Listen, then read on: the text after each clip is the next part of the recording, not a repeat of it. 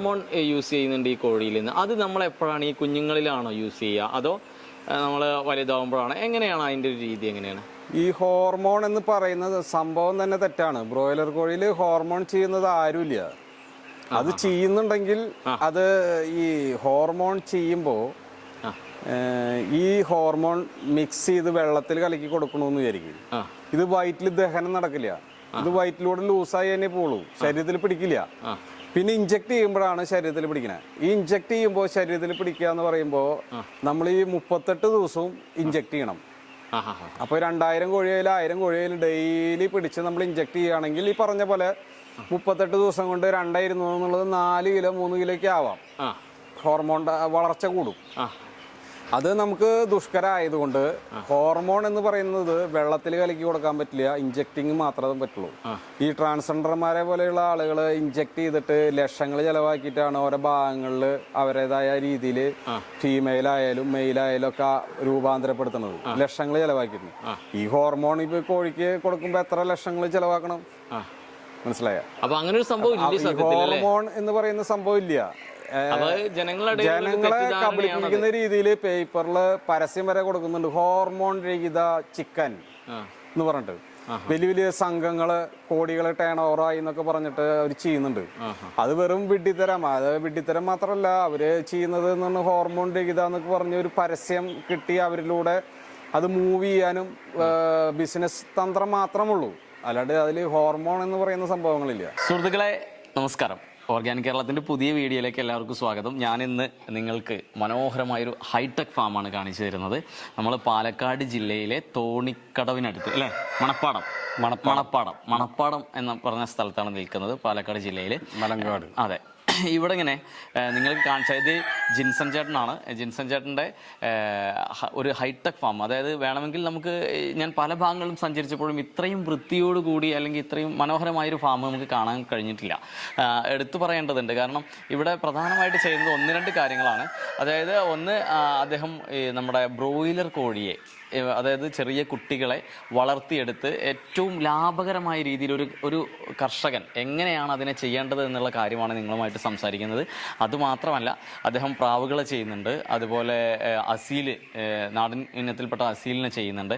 അങ്ങനെ കുറച്ച് നല്ല മനോഹരമായ വിശേഷങ്ങളാണ് ഇപ്രാവശ്യത്തെ വീഡിയോയിലൂടെ നിങ്ങളുമായി പങ്കുവയ്ക്കുന്നത്. അപ്പോൾ നമുക്ക് ചോദിച്ചു നോക്കാം. കാരണം നമ്മൾ ഒരുപാട് മുതൽ മുടക്കുമ്പോഴേ ഒരു ഫാമിനെ എങ്ങനെയാണ് കൊണ്ടുപോകേണ്ടത്, ഒരുപാട് നമ്മൾ ശ്രദ്ധിക്കേണ്ട കാര്യങ്ങളുണ്ട്. അപ്പോൾ അത്തരം കാര്യങ്ങൾ നല്ലൊരു എക്സ്പീരിയൻസ്ഡ് ആയിട്ടുള്ള ഒരു കർഷകനാണ് ജിൻസൺ ചേട്ടൻ. അപ്പോൾ നമുക്ക് അദ്ദേഹത്തോട് ചോദിച്ച് മനസ്സിലാക്കാം. അപ്പോൾ ഇതുവരെ തന്ന എല്ലാ സപ്പോർട്ടോടും കൂടെ ഉണ്ടാവുക. നമുക്ക് നമ്മുടെ വീഡിയോയിലേക്ക് പോവാം. അതൊക്കെ കാര്യങ്ങളാണ് നമ്മുടെ ഈ സ്റ്റാർ ഷൈൻ പോൾട്രി ഫാമിൽ ചെയ്യുന്നത്. നമ്മളിപ്പോൾ ബ്രോയിലറാണ് ചെയ്യാൻ ഉദ്ദേശിക്കുന്നത്. അതിപ്പോൾ നമ്മളൊരു 6 കള്ളിയായിട്ട് തിരിച്ച് ആഴ്ചയിലൊരു 400 എണ്ണം ഇറക്കുക. കുട്ടികളെ ഡേ ഓൾഡ് ഇറക്കിയിട്ട് ഒരു 6 ബാച്ചായിട്ട് ഇറക്കിയിട്ട് ആഴ്ചയിൽ ഓരോ 400 എണ്ണം വെച്ചിട്ട് 400 കുഞ്ഞുങ്ങളെ വെച്ച് വിൽപ്പന നടത്തുന്നുണ്ട്. 400 കോഴികളെ 38 ദിവസം പ്രായം ആകുമ്പോൾ നമുക്കൊരു 2200-ൻ്റെ അടുത്ത് വെയിറ്റ് വരും. അപ്പോൾ അത് കടകളിലേക്ക് സപ്ലൈ ചെയ്യണം എന്നുള്ള ഒരു ഇതിലാണ് നമ്മൾ ചെയ്തുകൊണ്ടിരിക്കുന്നത് ഇപ്പോൾ. അതല്ലേ ചേട്ടാ, നമ്മുടെ ഈ ഫാം എത്ര സ്ക്വയർ ഫീറ്റിലാണ് കിടക്കുന്നത്? ഇത് 2500-ൻ്റെ ഫാമാണ്. 2500 സ്ക്വയർ ഫീറ്റ് വരുന്ന ഫാമാണ്. ഇത്രയും ഒരു ധൈര്യം, അതായത് നിങ്ങൾക്ക് കാണാം കേട്ടോ. അത് നോക്കി, അടിയിൽ നമ്മൾ ഒരുപാട് മുകളിലാണ് നിൽക്കുന്നത്. അത്രയും മനോഹരമായിട്ടാണ് ഇവിടെ ഇങ്ങനെ ഫാം ചെയ്തിരിക്കുന്നത്. കള്ളികൾ തിരിച്ചിട്ട് വളരെ മനോഹരമായിട്ട് കുട്ടികളെ ഓരോ ബാച്ചായിട്ട് മാറ്റിയിട്ടുണ്ട്. നമുക്കത് വിശദമായിട്ട് കാണാം. ഇത് നമ്മൾ നെറ്റ് ഫ്ലോർ എന്ന് പറയുമ്പോൾ നമ്മൾ അടിയിൽ നിന്ന് എത്ര ഉയരത്തിലാണ് ഇപ്പോൾ കോഴികളെ സെറ്റ് ചെയ്തിരിക്കുന്നത്? ഞാനിപ്പോൾ ഒരു 6 അടി ഹൈറ്റിലാണ് കോഴീനെ നിർത്തിയിരിക്കുന്നത്. അതിലാണ് ഫ്ലോർ നമ്മൾ ചെയ്തിരിക്കുന്നത്. അപ്പൊ നമുക്ക് ഈസി ആയിട്ട് അടിയിൽ കാഷ്ടം വാരാനും എന്തെങ്കിലും ആവശ്യത്തിന് പോവാനൊക്കെ ആയിട്ട് നമുക്ക് പറ്റും. ഒരു 4 അടി 3 അടിയൊക്കെ നമ്മൾ കൊടുത്തു കഴിഞ്ഞാൽ നമുക്ക് കുനിഞ്ഞു നിന്നിട്ട് ചെയ്യാനായിട്ട് വളരെയധികം ബുദ്ധിമുട്ടാവും. അപ്പോൾ 6 അടി ആകുമ്പോൾ ഏകദേശം നമുക്കിപ്പോൾ ഒരു 6 അടി ഹൈറ്റുള്ള എന്തായാലും അതിൻ്റെ ഉള്ളിൽ ഇല്ല. അപ്പം എന്തൊക്കെ 5 ഉള്ളൂ. അതെ. അപ്പോൾ 6 അടിയുടെ ആവശ്യം ഇല്ലല്ലോ. അതെ, എങ്ങനെയായാലും അത് വളരെ എളുപ്പത്തിൽ ഇതിനെ ക്ലീൻ ചെയ്യാനും കാര്യങ്ങൾക്കൊക്കെ പറ്റും അല്ലേ. പിന്നെ അറക്കപ്പൊടി ഇടണ്ട എന്നുള്ളൊരു ഇതുണ്ട് അല്ലേ. കാരണം എന്താ വെച്ചാൽ നെറ്റ് ഫ്ലോർ ആയതുകൊണ്ട് വേറെ കൃത്രിമത്തിൽ വരുന്നില്ലല്ലോ. ഇല്ല, നെറ്റ് ഫ്ലോർ ആകുമ്പോൾ ഇവർക്ക് അറക്കപ്പൊടി ഒന്നും വേണ്ട. അതേപോലെ തന്നെ കാഷ്ടം തങ്ങി നിൽക്കില്ല. ഇവര് ഇടുന്ന കാഷ്ടം അവർ ചവിട്ടുമ്പോൾ തന്നെ ബൾജ് ചെയ്ത് അടിയെ പോവും. നെറ്റിന് അധികം ഡാമേജ് വരില്ല, ഒരു 5-6 വർഷം ലൈഫ് കിട്ടും ചെയ്യും. പിന്നെ അത് മാത്രമല്ല, ഇങ്ങനെ നെറ്റ് ഫ്ലവർ ആകുമ്പോഴേ നമുക്ക് അസുഖങ്ങൾ ഒരു പരിധി വരെ നന്നായിട്ട് കുറഞ്ഞു കിട്ടുന്നുണ്ട് അല്ലേ? അസുഖം എന്ന് പറഞ്ഞു കഴിഞ്ഞാൽ ഒരു പരിധിയിലല്ല, പൂർണ്ണമായിട്ടും ഇല്ല എന്ന് തന്നെ പറയാം. കാരണം ഒരു 20% മാത്രമാണ് അസുഖം വരുള്ളൂ.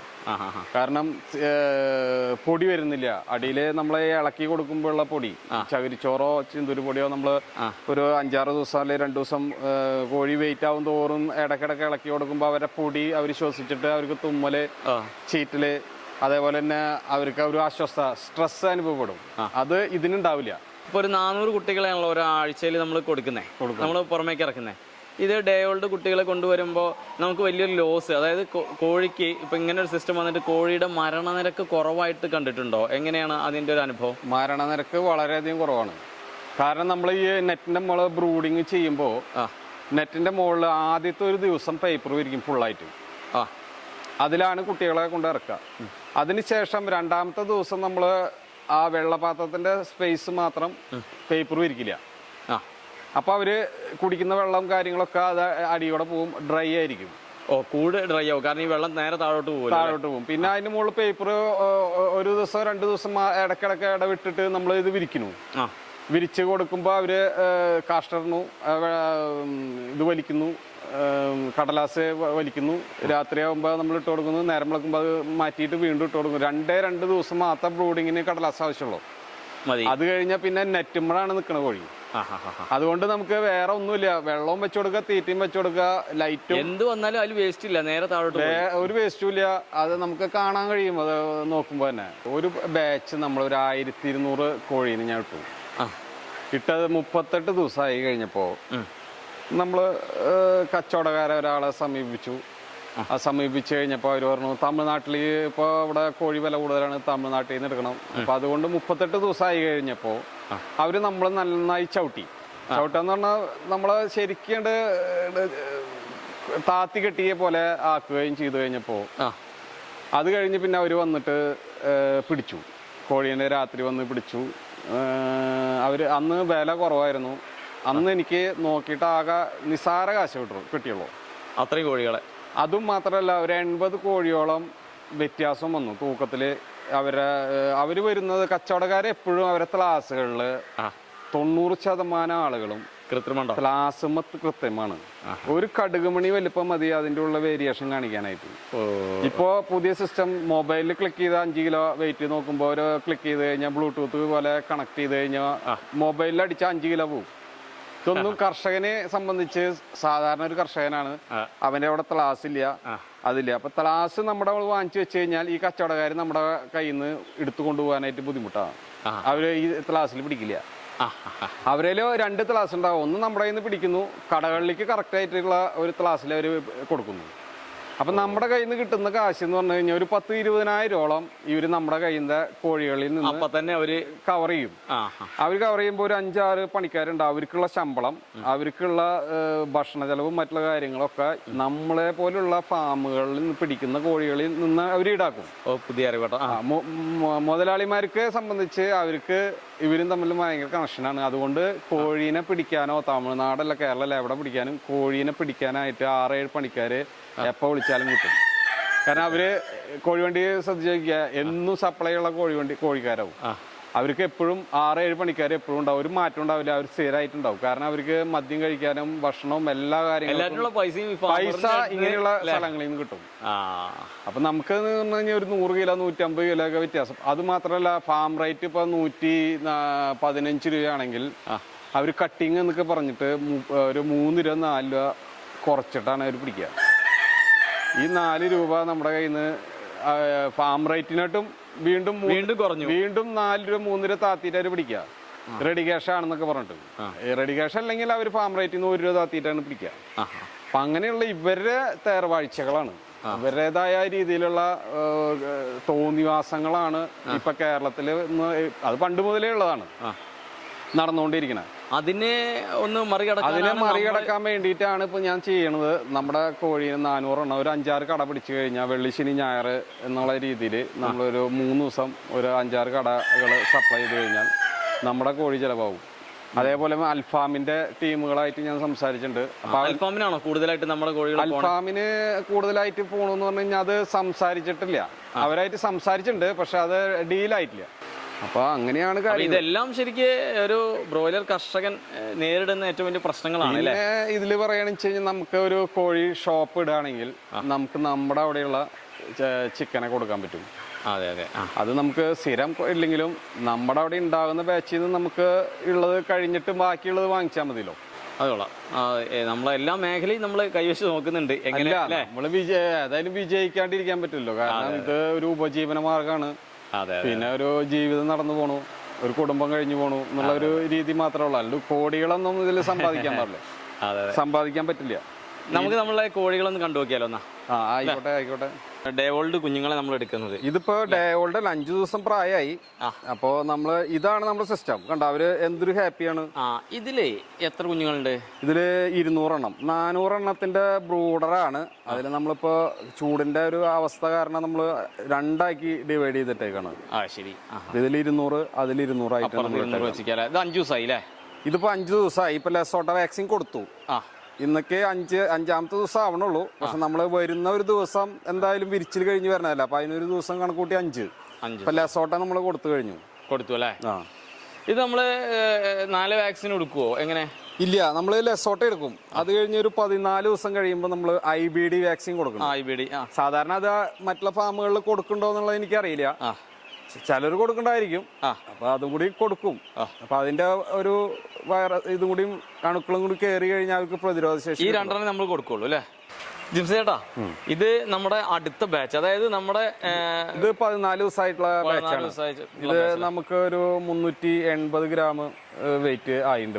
ഇപ്പൊ ആയിട്ടുണ്ട്. 14 ദിവസമായി. നമ്മൾ ആദ്യം പറഞ്ഞ വാക്സിൻ അടുത്ത കള്ളിയിലേക്ക് നമ്മുടെ ഇപ്പുറത്താണ്. ഇതാണ് ഈ കാണുന്ന നമ്മളെ ഇത് സെറ്റ് ചെയ്തിന് കുഞ്ഞുങ്ങള്. അവിടുന്ന് 14 ദിവസം ആകുമ്പോൾ നമ്മൾ 400 കുഞ്ഞുങ്ങളെ ഇങ്ങോട്ട് മാറ്റിയിട്ടുണ്ട് അല്ലേ? ഇതിന് IBD കൊടുത്തിട്ടില്ല. ഇന്ന് രാത്രി നമ്മൾ IBD കൊടുക്കും അല്ലേ? അപ്പോ നമ്മളെ ഇതാണ് അടുത്ത ബാച്ച് അല്ലേ? ഇത് ആദ്യത്തെ ബാച്ച് ഇതാണ്. പ്രായം കൂടിയ ബാച്ചാണ് ഇത്. പ്രായം കൂടിയ ബാച്ചാണ് അല്ലേ? ഇതിപ്പോ എത്ര ദിവസമായി? ഇതിപ്പോ 20 ദിവസം കഴിഞ്ഞു. ഈ രാത്രി ആവുമ്പോ 21 ദിവസവും. അപ്പൊ അടുത്ത ഒരു 10-12 ദിവസത്തിനുള്ളിൽ ഇവരൊക്കെ പോകും.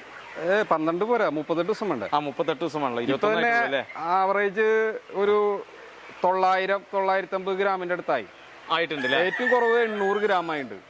ഏറ്റവും കുറവ് ചിക്ക് 800. ഏറ്റവും കൂടുതൽ 1 മേലെ വരെ ആയിട്ടുണ്ട്. ഭക്ഷണം കൊടുക്കുന്ന രീതി എങ്ങനെയാണ് നിങ്ങൾ? അതായത് ഒരിക്കലും ഇട്ട് കൊടുക്കുക ചെയ്യുക എങ്ങനെയാണ്? ഇല്ല, രാത്രി നമ്മള് ഫുള്ളാക്കും. അപ്പൊ അവര് രാത്രിയാണ് ഏറ്റവും കൂടുതൽ ഫീഡ് കഴിക്കുക. കഴിച്ച് വെള്ളം കുടിച്ച് റെസ്റ്റ് ചെയ്ത് ഉറങ്ങി വീണ്ടും എനിക്ക് തിന്ന് കഴിക്കും. പകലാവുമ്പോൾ അവർക്ക് റെസ്റ്റ് ചെയ്യാനായിട്ട് സാധിക്കില്ല. കാരണം ഈ ചൂട് നിൽക്കുമ്പോൾ എല്ലാ കോഴികളും മേലെ കയറുകയും ഈ വെള്ളത്തിന്റെ മേലെ കയറാൻ നോക്കും ചൂട് കൂടുമ്പോൾ. അങ്ങനെയൊക്കെ ആകുമ്പോൾ അവര് മാക്സിമം തീറ്റ എടുക്കാണ്ട് വെള്ളം കുടിച്ചു കുറച്ച് തീറ്റ തിന്ന് അങ്ങോട്ട് മാറി കിടന്ന് ഒതുങ്ങി എവിടെയെങ്കിലും ഒന്നിനോടൊന്നും തൊടാത്ത രീതിയിൽ റെസ്റ്റ് ചെയ്യും ചൂട് കാലങ്ങളിൽ, പകല് സമയങ്ങളിൽ. അപ്പൊ അങ്ങനെയാണ് ചെയ്യണം. പിന്നെ ഒരുപാട് ചൂടാണെങ്കിൽ ഞാനൊരു 12 മണി 1 മണിയാകുമ്പോൾ തീറ്റ കട്ട് ചെയ്യും, തീറ്റ പൊക്കി വയ്ക്കും. പിന്നെ ഒരു 3 മണിയാകുമ്പോഴാണ് ഇവര് ഇറക്കുക.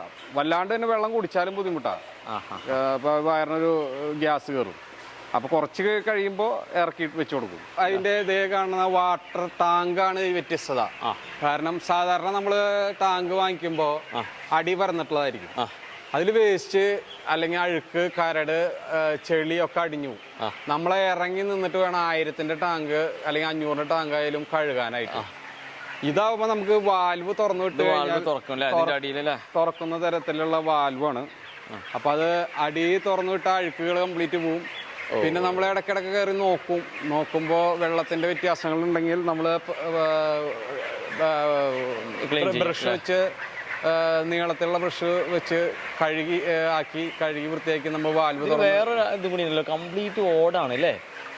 ഓട് നമ്മള് ചൂടിനെ കുറയ്ക്കാനായിട്ടാണ് ഓട് നമ്മള് ചെയ്യണത്. ഷീറ്റ് സ്ക്വയർ ഫീറ്റിന് 35-40 കൊടുക്കണ്ടേ? ഇപ്പോഴത്തെ രീതി അനുസരിച്ച് 40-42 രൂപ കൊടുക്കണം സ്ക്വയർ ഫീറ്റിന്. കംപ്ലീറ്റ് ഓടാവുമ്പോ നമുക്ക് 3 രൂപയ്ക്ക് 2 രൂപയ്ക്കൊക്കെ ഓട് കിട്ടും. അപ്പൊ അതിലിതിരി ഇരുമ്പ് കൂടുതലായിട്ട് വരുന്നുള്ളൂ. പക്ഷെ ഷീറ്റിനെ അപേക്ഷിച്ച് ഇരുമ്പ് കൂടുതലായാലും നമുക്ക് നഷ്ടമല്ലേ? കാരണം എന്ന് വെച്ച് കഴിഞ്ഞാൽ ഇരുമ്പ് ഇത്തിരി കൂടിയാലും ട്രസ്സിന് സ്ട്രോങ്ങും കൂടും.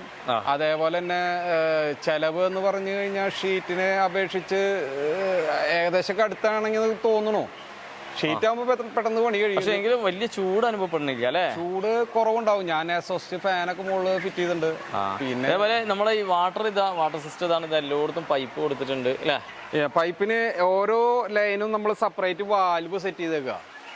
വാൽവ് ഓരോ ലൈനും വാൽവ് സെപ്പറേറ്റ് ചെയ്ത്. കാരണം സാധാരണ വാൽവ് സെറ്റ് ചെയ്ത് ചില ഫാമുകളിലുള്ളൂ. അല്ലെങ്കിൽ നമ്മൾ മൊത്തത്തിലൊരു വാൽവ് കൊടുത്തിട്ട് അത് ക്ലോസ് ചെയ്തിട്ട് ഏതെങ്കിലും കംപ്ലൈന്റ് ഉണ്ടെങ്കിൽ ട്യൂബ് ഇങ്ങനെ മടക്കിയിട്ട് കെട്ടുകയാണ് ചെയ്യുക. ഇതാകുമ്പോ നമുക്ക് വേണ്ട. ഇത് വാൽവ് സെറ്റ് ചെയ്ത് കഴിഞ്ഞാൽ ഓരോ പാത്രം പൊക്കി കഴിഞ്ഞാൽ അതിന്റെ വെള്ളം കംപ്ലീറ്റ് പോയി കഴിഞ്ഞാൽ നമുക്ക് എന്ത് മെയിൻ്റെനൻസ് വേണമെങ്കിലും ഇത് ചെയ്യാനായിട്ട് സാധിക്കും. ചെയ്യാൻ പറ്റും. ഇത് ഒന്നുകൂടി ഈസിയാണ്. ആദ്യത്തെ ഒരു ഇൻവെസ്റ്റ്മെന്റ് ചെയ്യുമ്പോൾ അങ്ങനെയാണ്, ഈസി ആയിരിക്കും. മറ്റൊന്നും നല്ലതിനെ വാൽവ് അങ്ങനെ വെച്ചേക്കാണ്. അതേപോലെ തന്നെ ട്യൂബ് സിസ്റ്റം ആണ് നമ്മൾ ചെയ്തേക്കണേ. ഒരു കള്ളിയിലേക്ക് 4 ട്യൂബ്. അത് കോണോട് കോണായിട്ടാണ് നമ്മൾ ട്യൂബ് ചെയ്തേക്കണേ. അതില് ഒരു സ്വിച്ചില് 2 ട്യൂബ് കത്തും. അപ്പൊ നമുക്ക് രാത്രി കാലങ്ങളിൽ 4 ട്യൂബ് ഇടേണ്ട കാര്യമില്ല. 2 ട്യൂബ് ഇട്ടാൽ മതി. അപ്പൊ നമുക്ക് 20 വാട്ട്സ് ആണ് നമുക്ക് ആവശ്യം വരുന്നുള്ളൂ. ബൾബ് ഇട്ട് കഴിഞ്ഞാൽ നമുക്ക് അത്ര ഏരിയ കവറിങ് ഉണ്ടാവില്ല. അപ്പൊ നമ്മള് ട്യൂബ് 2 ഇട്ടു. അപ്പുറത്തെ 2 കള്ളിയിൽ 2 ട്യൂബ് ഇട്ട് കഴിഞ്ഞാൽ മൊത്തം കള്ളികളില് 24 ട്യൂബ് ഉണ്ട്. അതിൽ 12 ട്യൂബ് ഇട്ടാൽ തന്നെ നല്ല കളർഫുൾ ആയിരിക്കും. ഇത് മുകളില് കോണീര ലാൻഡിങ് ആണ്. അപ്പൊ ഇതിനൊക്കെ ഞാനെന്ന് വെച്ചാൽ ഓരോ കള്ളികളാക്കി തിരിച്ചു. അപ്പൊ ഒരു 10 കൂട് സെറ്റ് ചെയ്യാൻ പറ്റും.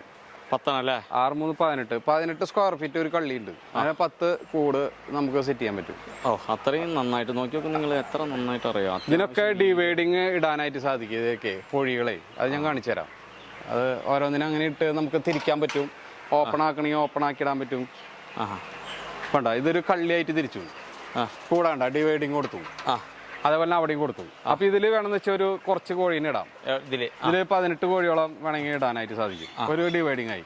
അതേപോലെ തന്നെ അപ്പുറത്തും ആക്കി കഴിഞ്ഞാൽ 10 കൂടുകൾ സെറ്റ് ചെയ്യാൻ പറ്റും. ഇങ്ങനെ കവർ ചെയ്യുകയാണെങ്കിൽ നമുക്കത് ചെയ്യാനായിട്ട് പറ്റും. ഇപ്പൊ ഉള്ളത് സ്ഥലങ്ങൾ മാക്സിമം ഉപയോഗിക്കും. ഇതുപോലെ തന്നെ ഇതിന്റെ അടിയിൽ കാഷ്ടം വീഴും. അതിനെ നമുക്ക് ഇങ്ങനെ തുറന്നിട്ട് അതിനെ ക്ലീൻ ചെയ്യാനായിട്ട് സാധിക്കും. നമ്മുടെ പ്രാവിന് അത്യാവശ്യം ഉണ്ട്. കുറച്ച് ഇടയിലൊക്കെ കുറച്ച് ഒഴിവുണ്ട് അല്ലേ കൂടുകൾക്ക്? എന്തൊക്കെയാണ് പ്രാവിന്റെ കാര്യങ്ങൾ എന്തൊക്കെയാണ്? പ്രാവിനെ നമ്മള് എന്ന് വെച്ച് കഴിഞ്ഞാൽ 10 150 160 പ്രാവുണ്ട്. അപ്പൊ അത് നമ്മളെന്ന് വെച്ച് കഴിഞ്ഞാൽ അത് കൂടടക്കം പ്രാവും മൊത്തം കൊടുക്കണം എന്നൊരു ചിന്താഗതി വന്നിട്ടുണ്ട്. കൊടുക്കാൻ നിൽക്കണോ? കൊടുക്കണം എന്നൊരു ചിന്തയുണ്ട്. കാരണം എനിക്ക് കോഴീനെ ഉള്ള ടൈമാണെങ്കിൽ പണിക്കാരൊന്നും ഇല്ലാത്തന്നെ. അപ്പൊ ഒരു കൂടിന് 12,000ഓളം ചിലവായിരുന്ന. 10-12 കൂട് വലിയ കൂടുണ്ട്. പിന്നെ ചെറിയ കൂടുകൾ 130 പ്രാവുകളുണ്ട്.